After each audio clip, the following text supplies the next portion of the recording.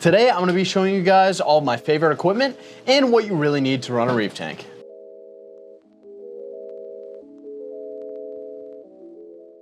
Heaters are one of the most important aspects of an aquarium and a very invaluable piece of technology. They enable you to keep your aquarium at a consistent temperature, which is really important, especially for some of the more sensitive type of corals like SPS that require a much more consistent temperature, and any sort of swings can really irritate them quite a bit. Now, there are three basic types of heaters, the first being a titanium, and I typically recommend them partially just because they usually will not have the temperature probe on the heater itself, and so it'll be a separate probe that allows you to move it away from the heater so that the heat that the heater is actually putting off doesn't skew your readings. Sometimes it requires you to purchase an additional heater controller, but there's definitely a lot more benefit to using these compared to some of the other options like a glass heater.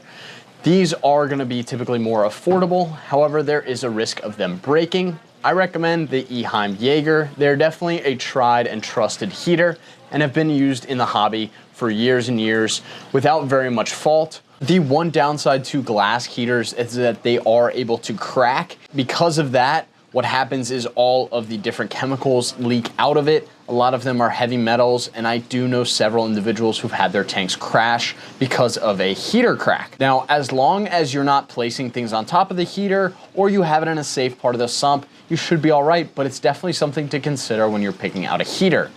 Now, similarly, titanium heaters can explode, but that is only when they are exposed to air. So as long as you have it in a position where it won't be exposed to air, if your tank gets lower, you should be fine and you should be able to avoid any of those issues. Now, the third kind of heater is ceramic heaters, and they're typically used for smaller tanks because they're not rated for as high of a wattage. But there is one issue with them, that they can tend to explode sometimes. I've known multiple people who've had a heater explode on them. Of course, this is a risk with any heater, and even titanium heaters, if they're exposed to air, can explode or release chemicals into the water. But I've definitely noticed it a lot more with ceramic heaters, and even if they are still in the water. So it's definitely something to be cautious of, and I would recommend doing an inspection on your heater. I actually had a ceramic heater burst in my aquarium. Luckily, I was able to catch it before it got too bad and leached too many chemicals into my tank, and I was able to fix it by removing the heater and doing a quick water change. So with heaters, they typically do come with a temperature controller either on them or attached to the plug. However, what is much more fail-safe and going to provide a more efficient outcome is going to be the heater controllers that you can purchase as either a standalone unit or as a part of an aquarium controller kit, such as the Hydros or Apex. Now, standalone units are definitely affordable and can be purchased for as little as $35 or $40. And what they do is they have a temperature sensor that's separate from the actual heater unit. And this allows you to plug in your heater and get a reading of the temperature. And then this heater controller will turn off your heater or turn on your heater, depending on the preset temperatures you set. What this allows is not only that your heater won't be turning on and off as frequently, but it also enables you to place your probe further away from the heater, which gives you a more consistent reading rather than having the controller right next to the heater, where you're going to get a much more skewed reading because that heater is putting off heat, which then affects the probe. Now, if you go the aquarium controller route, this is going to be things like the Apex and Hydros. These come with a whole host of other functions, but are going to be more expensive. You're paying for a whole aquarium controller, which will do a lot of other aspects, such as testing your pH, as well as calcium and alkalinity. You can get them to control other outlets, such as your pumps, power heads, lights, things like that. But it's going to be more of an upfront cost, but you'll have more flexibility at the end of the day. Now, arguably the most important piece of equipment for any tank that has a sump or is an all-in-one is going to be the return pump. This is the piece of equipment that actually gets your water from the sump or the back chamber of the all-in-one into the main display tank. Now, there are a few things that you need to know about return pumps. The first being that there are two main types. There's going to be AC and DC return pumps, and this is the type of electricity they use. AC stands for alternating current, and it's the kind of power that your house runs on. And DC stands for direct current, and that's the type of electricity that something like your car runs on. And basically all that means is it's going to play into how the pumps operate. The AC is a lot more common in older tanks as well as smaller tanks, and DC has come around and become a lot more popular, mainly because they're a lot quieter, but also because they are adjustable. I typically recommend the DC. They're usually not too much more expensive, and you're able to turn them up or down based on your needs, and you're also able to get a much quieter sounding tank because they don't make as much noise and vibration. There are also, on a lot of DC pumps, is a feed mode, or in this case, it's a little pause button on the controller. And what that does is it turns off the pump for a few minutes, in this case, about 10 minutes, enabling you to feed your tank without having all of your food flow back into your filter, thus removing it from the ability for the fish to eat it. But overall, the only other difference is that DC pumps are going to usually put out a little bit more water flow than AC when they're about the same size. We typically use DC pumps here, and we usually will use the brand J-Bow or J-Cod. These are a little bit cheaper pumps. You can find them on Amazon, and they work very well. They are one of the most reliable pumps that I've ever used, and at that price point, you can buy 3 or even 4 before you get into some of the higher end brands. But there are definitely some benefits to other pumps like the Ecotech Vectra and the Neptune Core.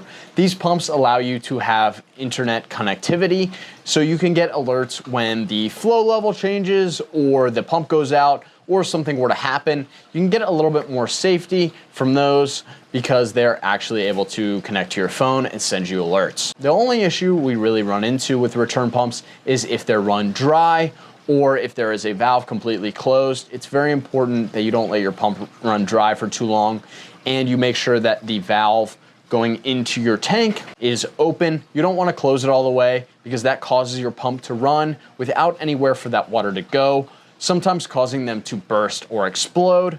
But other than that, there's not really much issues you need to worry about when it comes to reliability of return pumps. They are pretty solid and usually don't fail very often because they are so stable and kept in such a steady state where they're not turned on and off all the time, and they're usually just kept at the same rate. When it comes to return pumps, the general rule of thumb is 2 to 10 times turnover per hour. So if you have a 200-gallon tank, it's recommended that you have between 400 and 2,000 gallons per hour flow for your return pump. However, one thing to consider is that whenever you add plumbing, that's going to reduce the flow rate that you're able to utilize. So if you have a lot of plumbing or your return pump is very far away from your tank, it's good to add a little bit more onto your flow rate to account for that loss of flow. It is important to note, however, that depending on the size of your plumbing, you are going to be restricted both in your return and in your drain. For instance, we have a 1-inch return on this tank, and that is going to limit our flow output slightly. It's going to restrict the flow that the pump puts out, and thus we're not getting the full advertised flow rate. It's also, as I said, important to remember that the drains are going to affect your flow. I usually recommend having your drain be twice the diameter of your return. So for instance, we have a 1-inch return on this tank, so we could either have a 2-inch drain or 2 1-inch drains. That way we're able to not be restricted by our drain size, and also we won't overflow this tank. Now, when it comes to flow inside the tank, sometimes your return pump provides plenty and you don't really need to add any. However, when you get to bigger tanks like these behind me, it is definitely beneficial to add some supplemental flow, and this can be provided in a couple of different ways. The primary one and most common is going to be a power head. When it comes to power heads, there are a few more popular brands, the first being Ecotech, who makes the MP10, MP40, and MP60 pumps. These actually allow you to remove any wires from your aquarium and are definitely one of the more cleaner options. They use a magnet on the outside of the tank and the actual pump on the inside of the tank to spin and create flow. However, the problem with these is you can't direct them at an angle and they just blow straight on. But as I said, you get a much cleaner look. Now, another popular brand is going to be the Hydor Coralia or the J-Bow or the AI Nero. These all allow you to actually direct the flow, which can be very helpful, especially in smaller or tighter tanks where you want to get your flow into one specific area that may be lacking in flow, or if you just have certain SPS or higher demanding corals in one area, those pumps can give you a little more directed flow and direct the flow away from some corals that may not like the higher flow.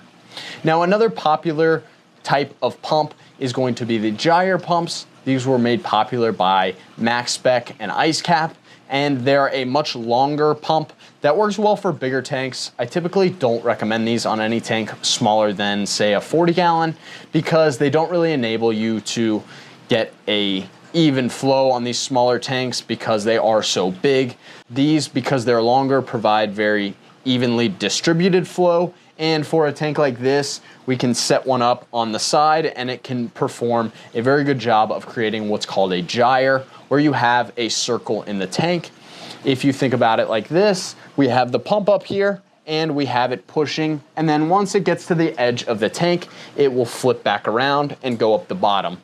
Now, what this does is it prevents any detritus from getting trapped along the bottom of the tank, and it can pick it up and move it across into your overflow or return pump section, where you will have your mechanical filtration to pick out any of the fish poop or uneaten food. And this really helps to keep the tank a lot cleaner. And it can also prevent nuisance algae like red slime or cyanobacteria from forming, because it provides even flow across the tank and doesn't let that stuff build up and grow on your sand bed. Now, power heads and gyres also typically have a feed mode that enable you to pause them for a few minutes while you feed your tank, allowing them to actually catch and ingest the food. Regular maintenance of all your pumps, including your return pump, is very important, and I recommend doing it on a quarterly or biannual cycle, just to ensure that you don't have any issues with buildup of things like algae, snail shells, or any sort of other contaminants that could cause your pump to either not function properly or not function to its full potential. What I recommend is removing your pump and placing it into some sort of bath, either with citric acid and fresh water or vinegar and fresh water, and turning on the pump if you're able to. This provides consistent flow and will get all of the different parts of the pump cleaned, and will break down all of those biologicals that can get in your pump and jam it up, and ends up resulting in a much cleaner pump and more efficient pump that actually puts out the advertised flow rates. Now, when it comes to lighting, there are three main types. Not all of them are very commonly used, but there are definitely three popular ones. The first and oldest is going to be metal halide.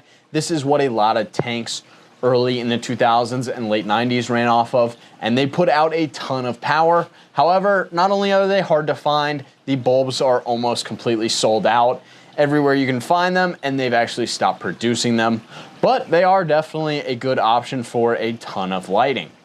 The next type is sort of in between, and it is T5s. These are bulbs that go into a fixture and put out a lot of light, but the one downside is you can't obviously adjust the lighting because it's just a bulb, so it's either on or off, and there's only one color to that bulb.